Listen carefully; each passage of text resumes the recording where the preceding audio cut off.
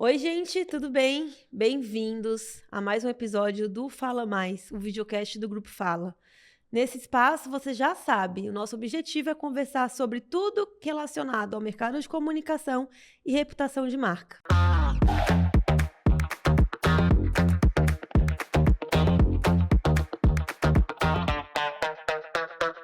Hoje a gente está aqui com ela, que é jornalista, tem mais de 15 anos de carreira. Hoje ela está à frente da Match & Co, que é uma agência que tem como core business conectar pessoas e marcas por meio de seeding estratégico, branding, marketing de influência e eventos. Manu, bem-vinda! Cissa, Que muito bom que você está aqui com a obrigada. gente hoje. Estou muito feliz, muito feliz. E a gente se reencontrar muitas vezes nessa vida, né, Cissa? Muitas. É o que Eventos por aí, amigos em comum. Nós fizemos faculdade juntas também, então esse é um ponto Exatamente. importante. E que bom, né? A gente estava falando aqui, off the records, como a gente fica feliz em ver nossos colegas de profissão se dando bem, né? Com certeza, com Então- certeza. E o mais feliz é poder recebê-los aqui, né? Então eu fico muito feliz. Muito Acompanho obrigada. a sua jornada desde então, né? Admiro pra caramba tudo que você vem construindo. Eu acho que para começar seria interessante você falar quem que é a Manu Carvalho, né? Você tem, né? Você é influenciadora, é influenciadora empreendedora, né? Acho que essas duas dois rótulos, vamos dizer assim, eles se conectam muito na tua vida, né? Então, quem que é a Manu? Acho que a Manu é uma mulher batalhadora. É difícil a gente se definir, né? Inclusive, eu tenho um podcast, que é o Deu Match, e eu faço uma pergunta um pouco parecida, que é: quando você se olha no espelho, o que você vê? Uhum. E é muito engraçado o que você tem de resposta, né? Então, eu acho que a Manu é uma batalhadora, mulher, empreendedora, que acredita muito na conexão além do like, que eu trabalho no digital, mas eu acredito muito nessa coisa do contato, de estar juntos. Eu sou essa pessoa que falo com todo mundo, eu sou essa pessoa que vou falar com literalmente todo mundo. Vou acordar falando com o taxista se eu estiver pegando taxista, Uber. Então, literalmente, realmente eu estou no meu trabalho certo. E acredito realmente nesse poder da conexão, acredito nesse poder do posicionamento e dei sorte de trabalhar com aquilo que eu amo. Então eu brinco que eu acabo não trabalhando, sabe, Cissa? Acho que desde o começo, assim, né, você tem essa veia da influência, só que muito gerando conteúdo, fazendo essas conexões realmente, né, até você fundar a sua agência. E aí, já entrando aqui no nosso tema, né, que a gente vai falar muito sobre o marketing de influência, além só do seed e do like, que é marketing de influência é muito mais do que isso, e as pessoas, eu acho que elas têm uma visão muito limitada do que é realmente. Então, começando assim, quando você fala de marketing de influência, para você, na tua visão e nesses anos todos, assim, o que é? Olha, acho que trazendo um peso em questão de números, nesse último ano foram investidos mais de quase 17 bilhões de dólares, né? Então, todo mundo olha para o marketing de influência, não é mais aquela brincadeira. Tipo, ai, será que eu vou? Então, hoje, as grandes empresas entenderam o poder do marketing de influência, entenderam o poder do micro, do nano e do macro influenciador. E lá atrás, eu comecei como blogueira, na época do Eu www.blogs. E foi aí que eu entendi o poder do networking, o poder da conexão e o poder de você conhecer as pessoas de fato. E aí eu comecei a me conectar com essas pessoas e criar esses relacionamentos genuínos. E com o tempo, então, eu não comecei como blogueira e logo como agência. Eu comecei como blogueira e 15 anos depois, quase uns 10 anos depois, como agência. Então, eu acho que Você consegue ver pelas duas vertentes hoje, né? foi tendo um caminho de eu entendendo também o mundo da internet. Então, eu tenho uma veia muito empreendedora. Minha família é uma família que é empreendedora e a gente acredita muito no fail fast. que é o Fail Fast? É essa mente da startup, né? Vamos testar e se a gente errar, a gente muda o caminho logo. Então, tudo que acontece hoje no mundo, eu sempre testo. Eu sou uma fast learner e eu sempre quero aprender. Então, eu não tenho aquela objeção a aprender. E acho que, por eu ser uma eterna aprendiz, me coloca num papel e acho que num lugar de poder sempre testar e poder sempre aprender. Isso quer dizer o quê? Quando começou o blog, eu falei, legal isso, vou começar o blog. E aí eu comecei a criar algo que mais tarde se tornou um business. E eu nunca comecei pensando no business em si. Eu comecei como uma brincadeira. Até porque na época eu já era jornalista, né? Eu já estava fazendo faculdade, então eu já trabalhava na Jovem Pan. E eu comecei para fazer um side business e ver se aquilo poderia dar certo. Mas aquilo me dava outras conexões que talvez eu não teria só com a Jovem Pan. Então eu acho que a gente... empreendendo nesse mundo real, ter esse mindset de fast learner nos ajuda muito, porque a gente sempre tem que estar aprendendo, a gente nunca tem que ter aquela, acho que a audácia de achar que sabe tudo. Essa semana eu tive uma entrevista muito, muito, muito especial com a G. Diniz.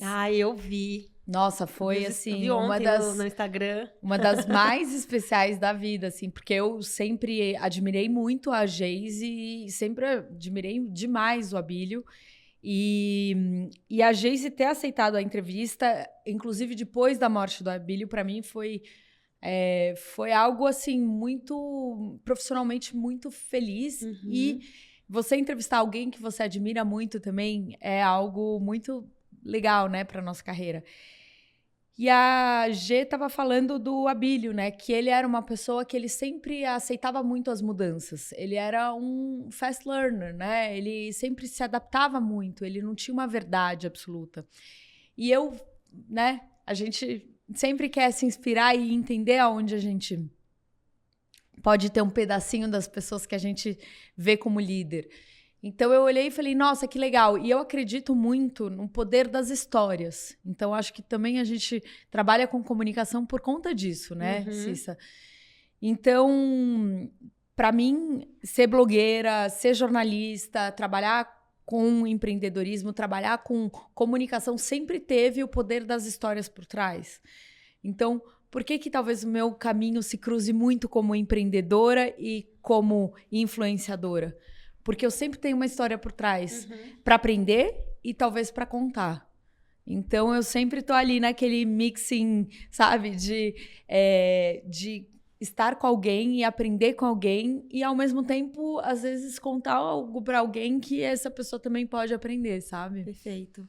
Vou até sair um pouquinho da minha ordem aqui, falando sobre a questão de aprendizado, né? Eu vejo que você é uma pessoa que realmente vai muito atrás, né? Participa de vários eventos, foi para assistir a CW, participa dos eventos que a gente tem aqui próxima, né? Cannes, tem todos esses, né? Começa a frequentar lugares que você começa a absorver esses conhecimentos, assim.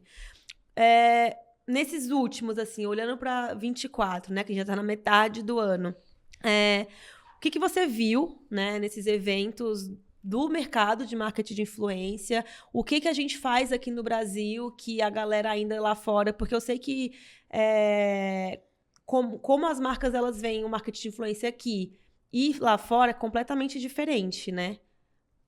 Pelo que eu vejo, assim, por cima, tá? Então, trazendo um pouco da tua visão, né? Como que é lá fora? O que você viu nesses últimos eventos que você viu de tendência, sabe? Realmente eu amo aprender. Eu acho que a gente, cada evento que a gente vai, a gente explode nossa cabeça. Esse ano foi um ano muito especial para mim porque eu fui convidada para palestrar no SXSW. Menina, não sabia? Como assim? Sim. Eu vi que você foi e tal, mas eu fui convidada para palestrar e inglês não é minha língua nativa, né? Então para mim foi um passo, assim, até quando foi confirmada a palestra. E para ser confirmada uma palestra na XSW, você tem que passar por várias autorizações, as pessoas têm que realmente quererem ali lá dentro. Então, quando passou por tudo aquilo, eu falei, nossa, tipo, é um momento da minha carreira. E foi muito louco, porque eu tinha casado 3 dias antes. Então, assim, eu não sei te explicar se isso que foi o meu mês de março, porque eu casei no dia 9, eu palestrei no dia 12. Que incrível. E eu lembro que a festa da Globo foi no dia, acho que 11. Normalmente a Globo faz uma festa lá em Austin, onde já acontece o SXSW, e vai todo mundo do mercado, porque é uma festa muito legal. Então, assim, o Brasil hoje, no SXSW, ele tem uma Comitiva grande, né? Comitiva muito grande. Então, acho que é a terceira maior comitiva hoje do SXSW. Nossa. Tanto que a gente tinha um espaço de São Paulo, para você entender o tamanho que isso está se tornando lá dentro. E tinha muita gente. Eu lembro que eu encontrando, né, vários amigos do mercado, todo mundo olhava para mim e falava, mas você não casou esse fim de semana? Não, Manuela, tipo assim, você é muito louca. Eu falava, gente, essa é agora a modernidade.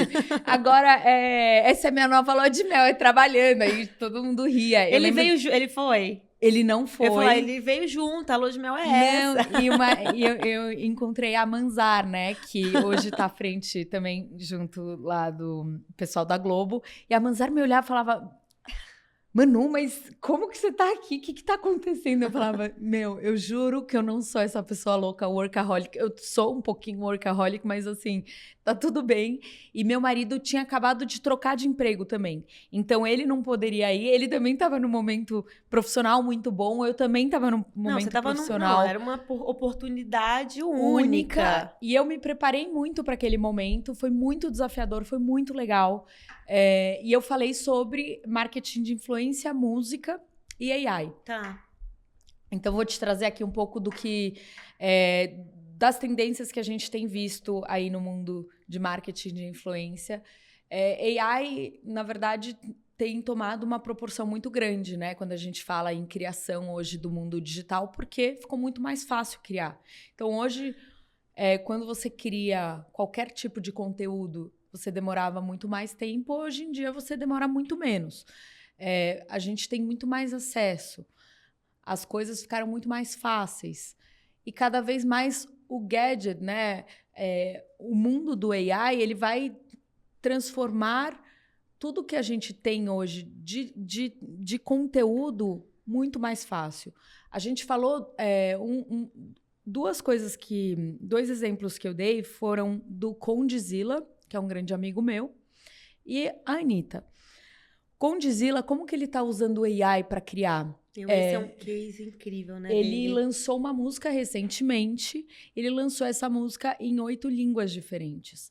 Então, você imagina que loucura... Por conta da inteligência artificial. Você imagina que loucura você lançar uma música e no Spotify você ter essa música e às vezes você pode ter hits em países diferentes e chegar em países diferentes. Então, ele me mandou, era um trap em francês, em italiano, e que às vezes, né, faria muito mais sentido na língua nativa. Então, isso foi algo, assim, muito legal que a gente encontra e realmente no mesmo tom, mesma voz, tudo igual. Caramba! Então, como hoje os criadores de conteúdo versus músicos, né, têm usado isso, e a Anitta, que é um case que a gente, cada vez mais que ela olha para ela tá inovando cada vez mais.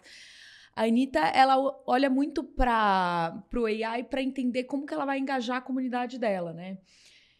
E ela faz isso muito bem, né? Muito bem, muito. Então, eu estava em contato com a Carol, que trabalha na equipe dela, da MAP. Inclusive, a Carolzinha trabalhava comigo.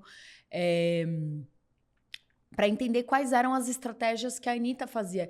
Então, a Anitta lançou, durante um tempo, vários episódios de música. Então, ela engaja a comunidade dela de várias maneiras, né? E ela vai entendendo e tendo feedback daquela comunidade. Uhum. Ela faz muita collab. E uma coisa que é muito legal da Anitta é que ela tem uma resposta muito rápido e ela acelera tudo que ela vai ter na próxima, né, ação dela com aquela resposta do público. Tá. Então, a Anitta, ela usa muito AI para fazer a próxima música, para saber as próximas tendências, como que ela vai usar. Então, Quem são as pessoas que ela vai fazer collab, próximas parcerias, tudo isso? Ela exatamente. Hoje já Então, analisa dados. ela consegue ter dados para analisar e ter um research, como é que ela vai fazer muitas coisas. Que Tem, incrível. obviamente, a criatividade por trás. Uhum. Então, uma das coisas que a gente falou do AI é que não tem como o AI produzir sozinho. Sempre vai ter alguém por trás pedindo, fazendo. O AI, ele é um robô. Então, tem que ter um humano por trás fazendo o prompt, né? Como vai ser aquilo. Mas, realmente, o feeling da Anitta é o feeling da Anitta. Ela faz como ninguém. Mas o AI, ele ajuda ela a chegar, talvez, em lugares mais fáceis do que ela chegaria antes.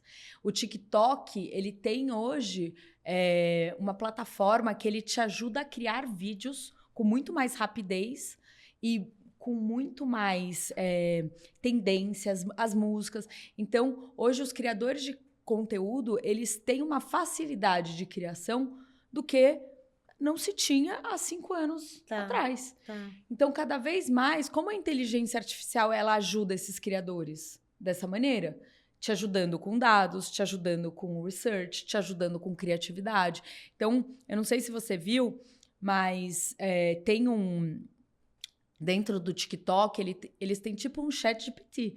Oi, tudo bem? Me ajude a criar um vídeo nessa ideia. Nunca vi. Exato. É que eu fui estudando bastante e, inclusive, assim, dos estudos que eu fiz foi de como os criadores de conteúdo dentro do TikTok ganhavam dinheiro com a música e como é que... Porque teve a Cat Janice. Eu não sei se você sabe desse caso dentro do TikTok. Se você explicar um pouquinho pra gente, pode ser bom. Cat Janice foi uma cantora que ela morreu de câncer e ela lançou uma música. E eu acho que se você escutar, você vai falar, eu sei qual é essa música. Tá. E ela lançou essa música dentro do TikTok e ela pediu para as pessoas viralizarem essa música porque todo o dinheiro que essa música iria para o filho. Lembrei. Exatamente. Então, hoje, o TikTok ele consegue trabalhar com propósito. Então, é muito louco porque a gente consegue entender as redes sociais também como uma forma de pagamento, né? De ajudar esses creators com um propósito diferente do que era, né? Só por tocar a música. Então, a gente vê algumas tendências diferentes, né? Uma de propósito, o outro de dados. Então, essas são algumas das tendências que a gente encontra no mercado hoje. Cada vez mais a gente fala em comunidade, em criação de conteúdo. Isso é super importante. Ontem eu estava, inclusive, num podcast falando sobre a importância de influenciar. Hoje a gente fala muito de influenciadores que não influenciam. Números são importantes. Na verdade, a conversa é importante. E a gente vê, normalmente, a conversa com pessoas de nicho. Quanto mais nichado aquele influenciador for, mais conversa ele terá. A awareness ele é importante quando você está lançando um produto, quando você tem uma marca que precisa ser vista. É importante que a marca entenda qual é o momento dela. Mas, hoje, o que todas as redes sociais buscam é conversa. O TikTok fala muito de conversa, o Instagram fala muito de conversa, o X fala de conversa, comunidade. Então, cada vez mais buscam muito comunidade. E todos os influenciadores que conseguem ter essas comunidades, que conseguem criar esses nichos, e a gente vê uma tendência, por exemplo, dessa geração Z. Não sei se você viu que eles criam um perfil só para é como se fosse um close friends fechado que eles postam o daily deles. Então, por quê? Porque ali é onde aquelas pessoas que vão realmente ver a vida real deles e vão confiar 100% neles. Porque não vai ter recorte naquilo. Ali é uma conversa de verdade. Sim, sim. Então, a gente vê muito isso. O creator do Brasil e de outros lugares do mundo, eles têm é o mesmo comportamento? Não, não é. O Brasil, ele é muito comunicativo, né? A gente vê muito o brasileiro falante. Então, a gente tem 2 tipos hoje de influenciador no Brasil. A gente vê algumas blogueiras querendo ser estéticas. Então, você vê algumas influenciadoras querendo só fazer algumas coisas pousadas, que são parecidas com as gringas. Tá. Você vê muitas gringas europeias são assim.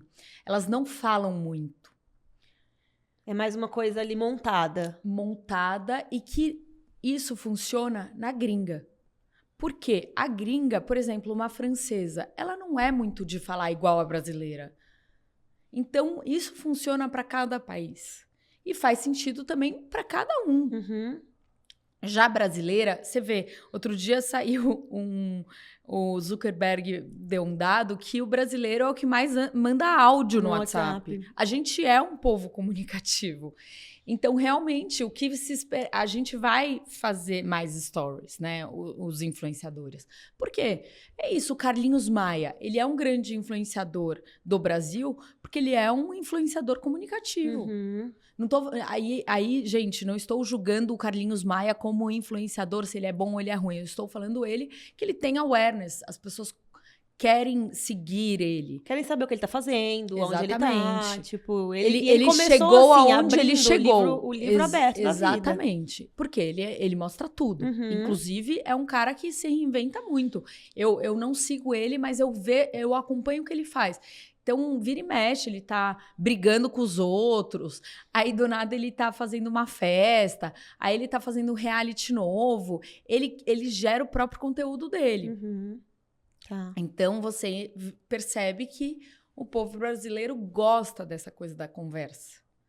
De saber realmente da vida da pessoa. Exato, mas tem também algumas influenciadoras que querem seguir essa coisa do mais clean, do não querer falar tanto. Funciona ou não? Eu acredito que não vai ter a comunidade como teria com outras pessoas. Mas é a influenciadora entendendo também seu nicho e como que ela vai chegar. Se às vezes ela vai fazer a estética e as pessoas da estética confiam nela, tá tudo bem. Então é muito de fail fast, né? O mundo digital é muito assim, né, Cissa? Você não acha? Muito.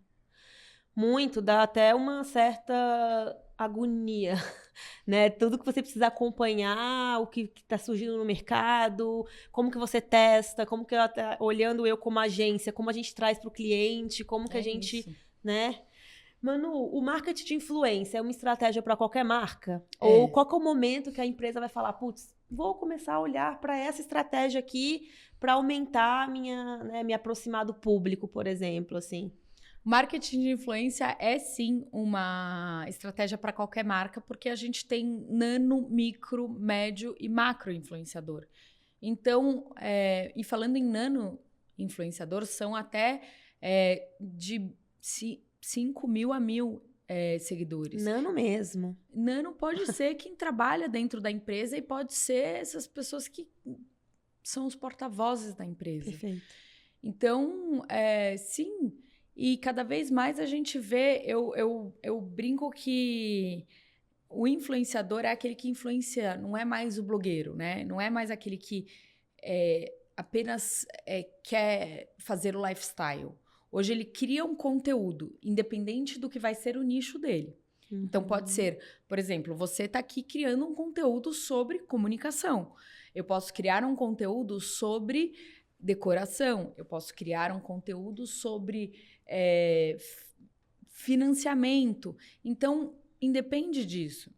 E quanto mais você hoje se colocar no digital, mais gente vai te ver e maior a chance de você atrair mais clientes, atrair mais pessoas te olhando. Então, assim, eu acho que o mundo digital, ele te abre muitas portas. Perfeito. E por que não abri-las, né? Uhum. Eu acho que tem um ponto que é legal trazer aqui, que as marcas, né, e quando a gente falando agora de pequenas marcas, né, quando elas começam a pensar em qualquer estratégia para se conectar com o público, acho que é importante que elas tenham muita consciência de quem elas são, qual que é o diferencial que elas têm, né, perante os concorrentes e principalmente com quem que ela vai falar, né? Porque entendendo esses 3 pontos, ela vai conseguir pensar em estratégias muito mais diretas, né, que vão ser mais eficazes e ela vai entender onde que ela vai colocar a grana dela, né? Então, acho que isso é importante a gente também falar aqui, né? De o que a marca precisa ter e fazer para começar a pensar numa estratégia que vai fazer sentido. Ah, vai ser o PR, qual que é a vertical do PR? Né? Vai ser o marketing de influência? Então, que ação que eu vou fazer? Quem que é o influenciador ideal para minha marca? Qual que é o KPI que eu vou usar? Porque quando você fala do nicho, né? Então, se a gente tem awareness, o perfil do influenciador é um. Se eu quero conversão, o perfil pode ser outro, né? Então, traz um pouquinho, assim, do teu dia a dia na Match na prática, assim. Recentemente aconteceu algo, um cliente chegou para mim e falou assim, Manu, eu quero lançar a minha marca é muito pequena, eu tenho um budget muito pequeno, e eu quero lançar com um nano influenciador. Falei, não vai dar certo. Não dá para você lançar uma marca com um nano influenciador. Faz o seguinte, quando você vai gastar com um nano influenciador? Cada nano sai mais ou menos, tá? Tô jogando aqui um valor de R$500 a 2 a 3 mil reais. Depende de como vai ser, de qual vai ser a entrega. Tô jogando aqui um valor, né? Para exemplificar. Uhum. Eu falei, se você vai fazer com 3 influenciadores, mais ou menos, vamos supor que você tem um budget de 10 mil. É muito melhor você fazer um almoço que você vai chamar 30 pessoas. Eu faço para você, você vai chamar outras nano-influenciadoras, elas vão vestindo a sua marca, você vai ter um conteúdo, você vai ter outras pessoas vestindo, você pode vender o seu produto lá dentro, você pode fazer mais outros almoços ao longo desse período de alguns meses, porque sempre quando você começa, você tem que fazer por pelo menos não é um, né? 3 eu vou contratar meses. Um ali. Exatamente. Então, e ao mesmo tempo, você cria um relacionamento para você com outras pessoas que às vezes você não tem. Então, assim, não dá para você lançar uma marca com nano. Não dá. Então, vamos fazer esse almoço. Você vai viciar em almoço, porque é um momento que você vai ter relacionamento, você vai ter gente legal. Eu vou fazer num lugar que vai ser no rodeio, que eu acho que tem tudo a ver com a sua marca, que é posicionamento. Enfim, a gente fez um almoço nesse restaurante, que é muito bacana. As pessoas vão. Me ligou e falou, quando que vai ser o próximo? Por quê? Porque às vezes o budget que ela tinha, que ela ia gastar com a micro ia fazer 3 stories, ia devolver o look e não ia ter uma história e não ia ter continuidade. E ali, o almoço, ela foi vista por pelo menos 30 pessoas. Nesses 30 pessoas que foram nesse almoço, tiveram mundo postou. 30 Instagrams que postaram, tiveram reposts. Ao mesmo tempo, pessoas usaram, teve foto, teve conteúdo, com os mesmos 10 mil reais. Então, assim, muitas vezes é muito melhor você fazer com uma agência, com alguém de PR que vai entender, vai conhecer aquilo aonde o seu dinheiro vai se encaixar melhor, do que você falar, eu acho que eu vou aqui, vou fazer algumas coisinhas e vou fazer.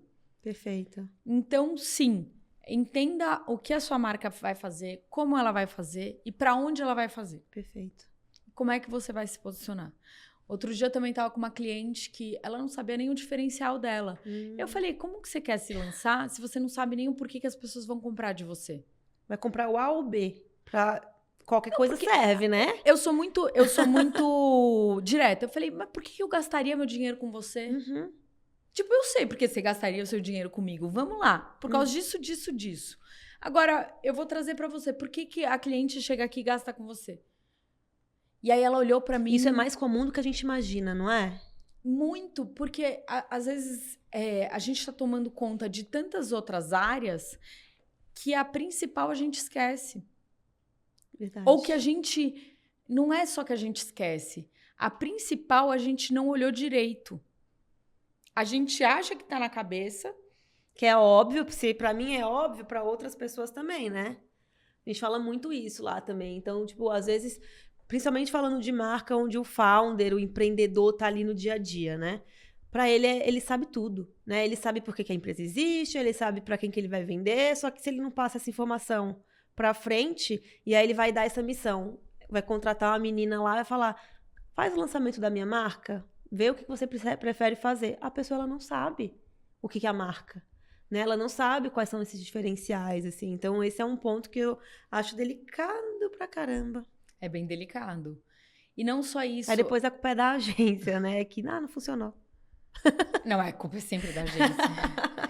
A culpa é sempre da agência. Mas é complicado. Ou do influenciador também, né? Não E a não é questão bom. do influenciador é que mudou muito esse mundo, né, Cissa? Porque antigamente, há 15 anos atrás, era um mar sem ser explorado. Então era muito mais fácil. Eram poucos influenciadores, eram poucos public posts e as pessoas conseguiam fazer marcas do nada. Então era muito, muito, muito mais fácil. Hoje o mundo mudou, todo mundo virou influenciador e todo mundo está cansado dos influenciadores. Tá. Então temos aí dois caminhos diferentes, né? E quando a gente vê isso, a gente vê influenciadores tendo que se diferenciar, número 1, e ao mesmo tempo a gente vê as marcas entendendo que influenciador não movimenta mais sozinho, que influenciador não é o vendedor, e influenciador precisa sim fazer o trabalho dele, mas ele é um porta-voz. Ele faz parte de uma estratégia maior, né? Exatamente.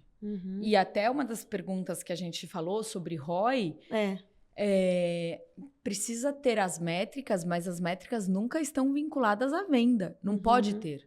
Porque se tivesse, eu teria 10 marcas, eu ia pegar os influenciadores e ia fazer só com eles.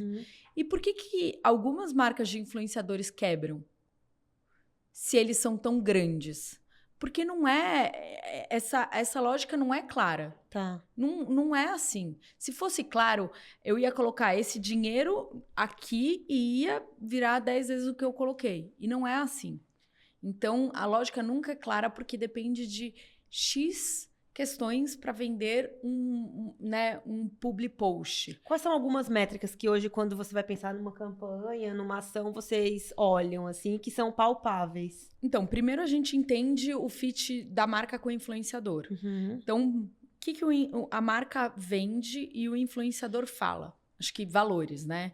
A gente não pode pegar uma marca que é sustentável e um influenciador que tá ali na festa, é igual o bebida. erro que a gente já viu, né? A marca vegana que conversa com o influenciador que não é vegano. É não isso. sei, né? Então, acho que primeiro ponto e que cada vez mais tem sido cobrado, valores.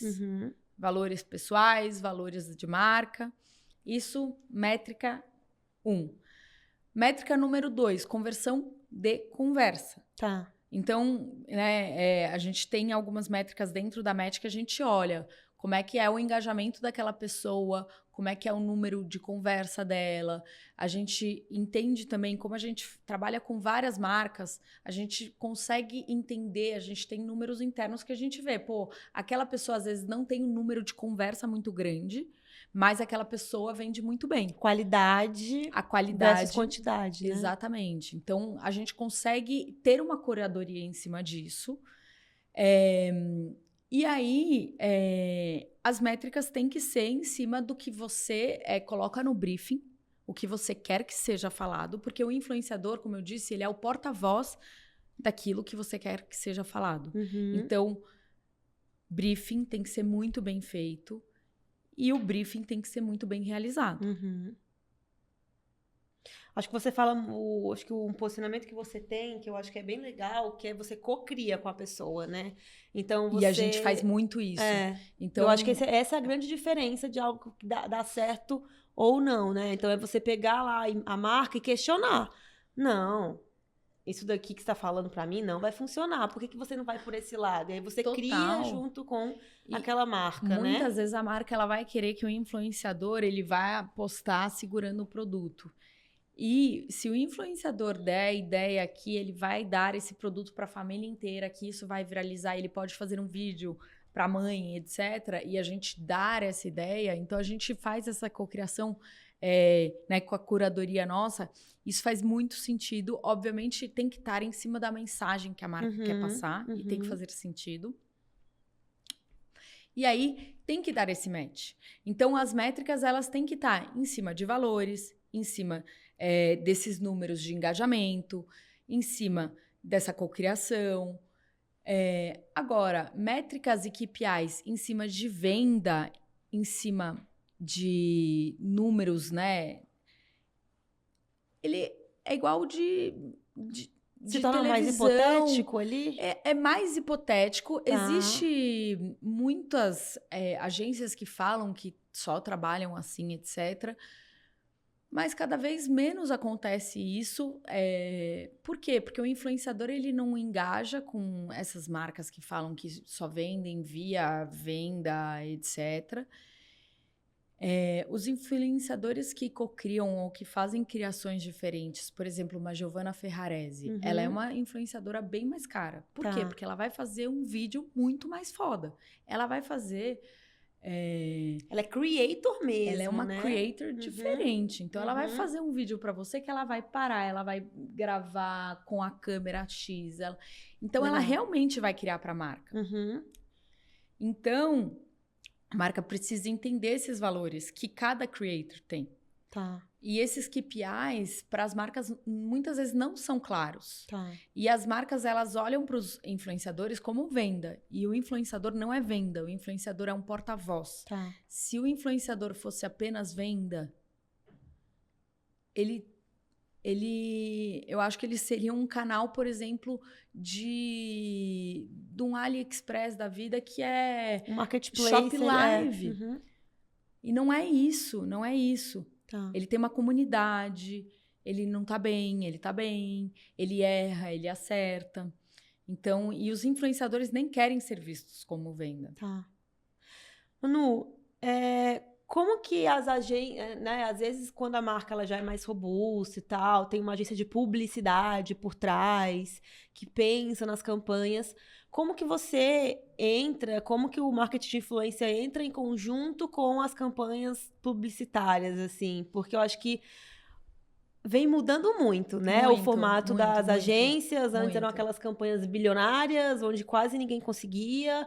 Hoje, se as empresas elas não pensarem, né, multiplataforma e como que hoje o PR senta junto com a publicidade para pensar, né, na campanha. Sim. O marketing de influência tem que estar ali também. Então, como que na sua visão é o cenário ideal, assim, para as coisas elas funcionarem sempre da melhor forma, tanto para a marca / cliente, quanto para as agências, assim, porque todo mundo se complementa, né, hoje em dia. Então, Cissa, a gente precisa ensinar muito o mercado ainda.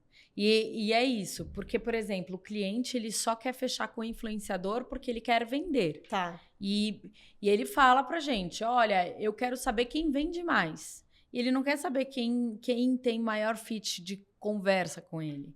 Então, ainda a gente está ensinando muito o mercado. Acho que número 1 é isso.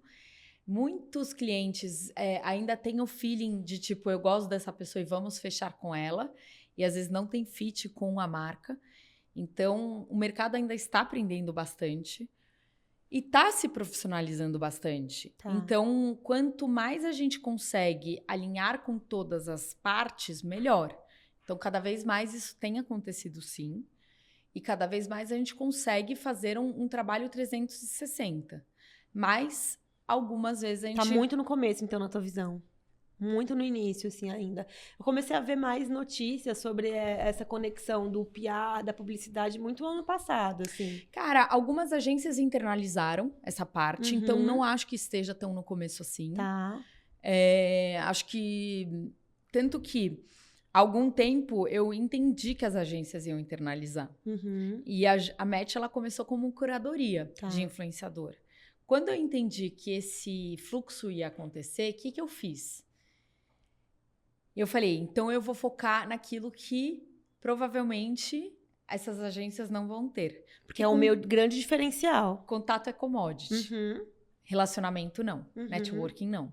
Então eu vou focar onde eu tenho o melhor, que é relacionamento. Perfeito. Então hoje a gente é muito mais focado em evento e networking e relacionamento do que curadoria. A gente faz curadoria, sim. A gente tem algumas in-house, sim. Mas a grande maioria dos nossos clientes, a gente faz muito PR e muito evento. Perfeito. Então, eu também fui entendendo a mudança do mercado para poder me acelerar com aquilo que eu já sabia que ia acontecer. Perfeito.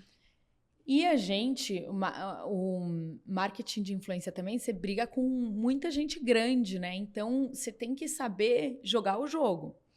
Então, eu já fui ali entendendo e fui me diferenciando aonde aquilo que eu sabia fazer bem. Então, poxa, a gente tem muitos clientes grandes e é isso. Aonde você quer chegar e com quem? Vai com a Manu que você sabe. Você vai conseguir e que você vai fazer um baita evento super legal, porque ali vai acontecer. Perfeito. A curadoria, fazemos também. Temos inteligência, temos curadoria, mas é algo que já está sendo internalizado e a gente sabe disso. Então a gente... Não é o core de vocês, é caso o cliente queira que vocês façam. E eu fui me matando antes de eu ser morta, sabe? Assim, é igual o case que a visão do CEO é essa, Netflix. Né? O CEO tem que matar o seu próprio negócio, exato, né? Mas case blockbuster e Netflix. Eu fui olhando e falei, isso daqui em 5 anos não vai se manter assim. Pra onde eu vou? Como é que eu vou? E eu fui também nichando algumas coisas minhas. Então, esse ano... Tem um olhar muito forte pra gastronomia, né? Então, esse ano, o que acontece? 50% dos nossos clientes são de gastronomia. Legal. Eu olhei pra mim e falei, tá bom, como é que eu vou me diferenciar nesse mercado? Eu criei um podcast que tá se tornando um hub de conteúdo. Não, incrível. Que é o Match Gastronômico. Pode deixar o arroba aí. @match.gastronômico. É um hub de conteúdo. Lançamos guia. A gente vai lançar um curso. Então, a gente, cada vez mais... eu tô focando muito nesse nicho de gastronomia também. Por quê? Porque 50% dos meus clientes são de gastronomia. Tá. E não só isso. Hoje eu consigo chegar em clientes que às vezes eu não chegava via Match, mas eu consigo chegar via o Match Gastronômico. Por quê? Porque o Match Gastronômico, eu tenho um diferencial que hoje eu sou muito nichada, então eu criei um produto meu que é esse hub de conteúdo nichado, que em 6 meses de produto, né? O podcast tem 7, 8 meses, a gente tem quase 20 mil seguidores. Caramba! O nicho para a comunidade é a resposta, e a gente né? é B2B2C. Tá. Então, virou um produto muito legal que a gente tem conversas com, talvez, clientes que eu não teria com a Match, mas às vezes eu tenho com o Match Gastronômico. E aí dá 2 em 1, porque eu consigo fazer em eventos para os influenciadores, mas ao mesmo tempo eu consigo fazer um evento para donos de restaurante. Incrível. Então, a gente conseguiu unir os 2 mundos e isso foi para mim muito bom, porque eu consegui me desafiar de uma forma diferente, sabe? Perfeito. E me distanciar do mercado. Porque uma das coisas que eu sempre estou pensando é o que eu vou fazer de novo e como é que eu vou fazer algo novo e para onde que eu vou e para onde que eu vou. Então, nesse mundo de empreender, acho que é muito para onde a gente está olhando, né?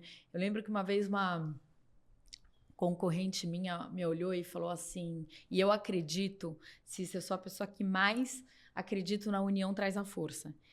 Tenho essa visão também. Eu sou a pessoa mais, tipo, bora, vamos juntas. Um dia eu não conhecia uma concorrente minha, eu falei, vamos fazer um negócio juntas? Eu sou essa pessoa.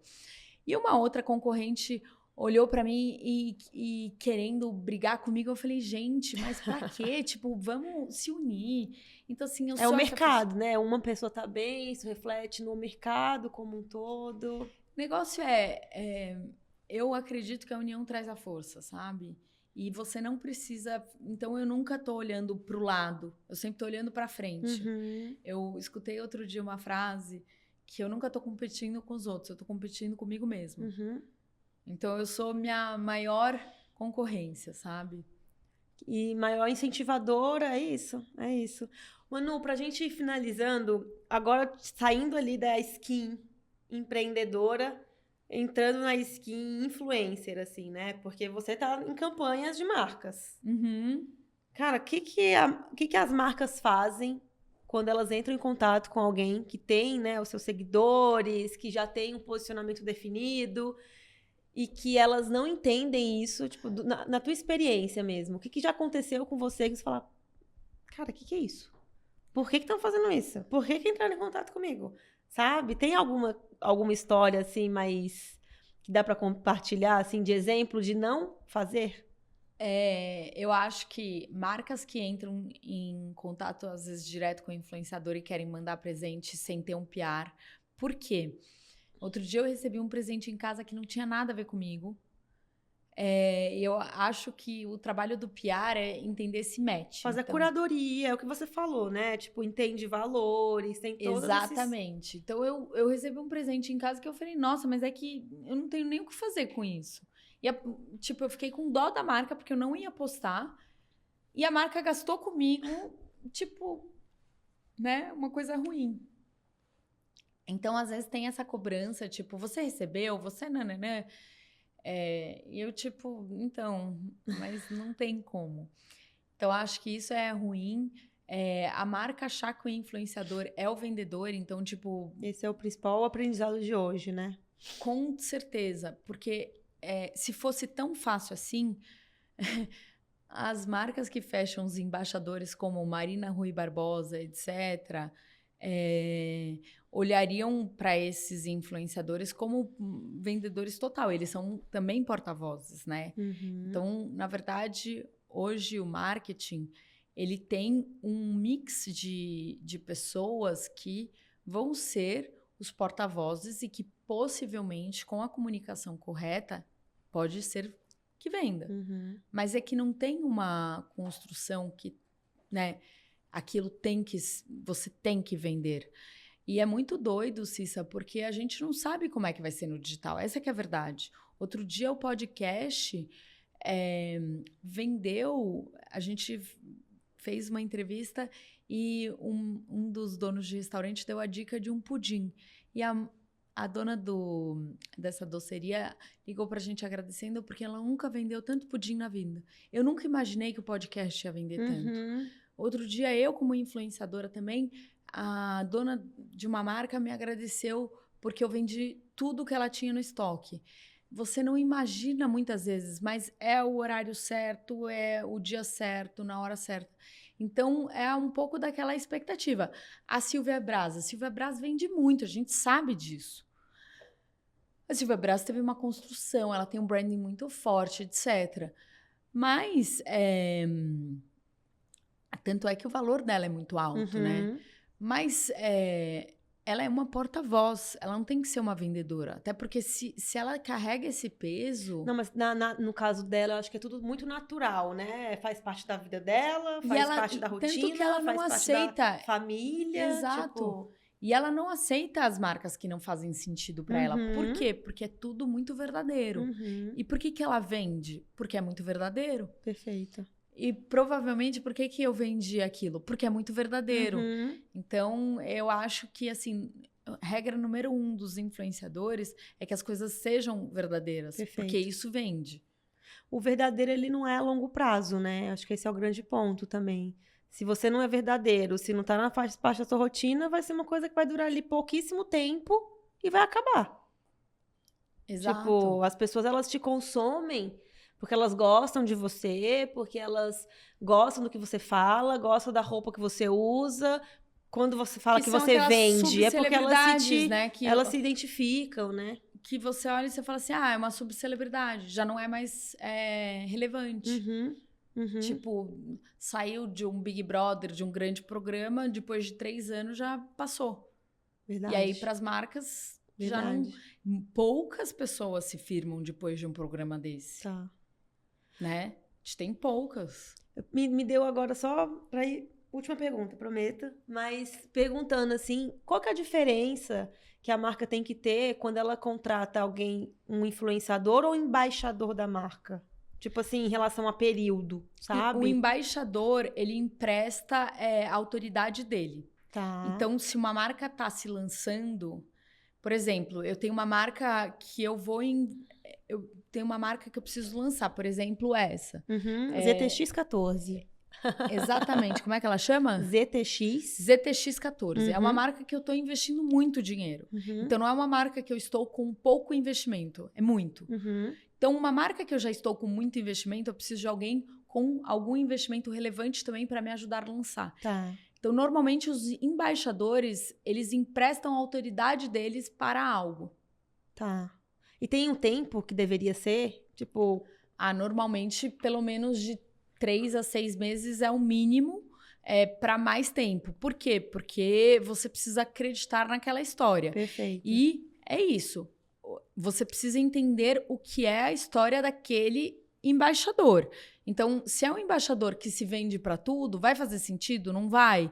Como é que ele conta aquela história? E é muito importante também entender que o embaixador que tem muito, às vezes, awareness, às vezes não tem muita conversão.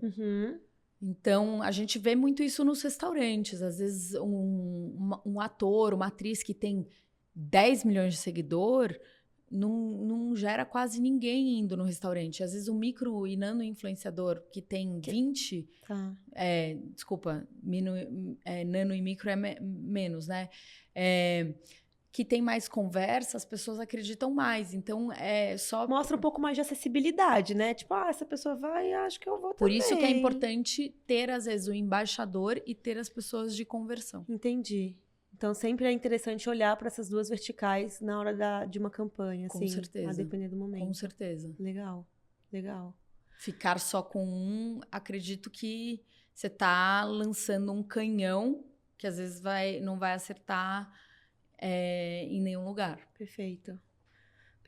Caramba, aulinha hoje de marketing de influência. Eu acho que a gente tem alguns aprendizados aqui. Mas o principal é a gente realmente, as marcas entenderem que elas precisam se conectar com as pessoas, né? E eu acho que, até trazendo um gancho de fechamento, acho que até as marcas que nasceram nativas digitais, né? Que nasceram ali no digital, no online, que só vende via e-commerce, cara, elas precisam também ter isso aqui, né? Ter o almoço, sentar com o consumidor, né? Então, acho que é algo que...